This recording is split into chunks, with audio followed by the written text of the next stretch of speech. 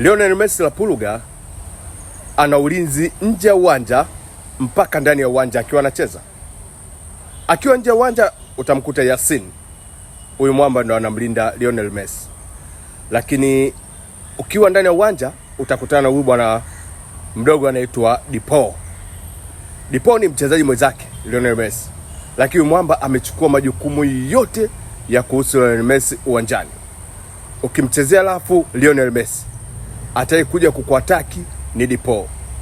Ukitoa maneno ya kashfa kwa Lionel Messi atakuja kukuataki ni Dipo. Yaani ukizingua kwa namna yote, ukimgusa Messi akiwa uwanjani kwa namna yote, Dipo amejitolea kuwa mlinzi wa Lionel Messi. Sababu kubwa ni ipi? Lionel Messi la Pulga ndiye mchezaji wa kwanza au ni mtu wa kwanza kumwambia kocha mkuu wa Argentina amwite Dipo kwenye timu ya taifa.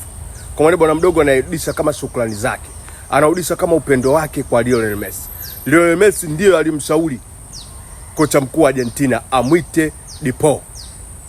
Na hata wakati wanaenda kuchukua kombe la dunia Qatar, Dipo alikuwa hana wakati nzuri kwenye timu yake ya klabu ya Atletico Madrid, lakini Lionel Messi alilazimisha Dipo aitwe twende naye, na hatimaye alicheza vizuri na kuchukua kombe la dunia. Kwa maana Dipo amejitolea kuwa mlinzi.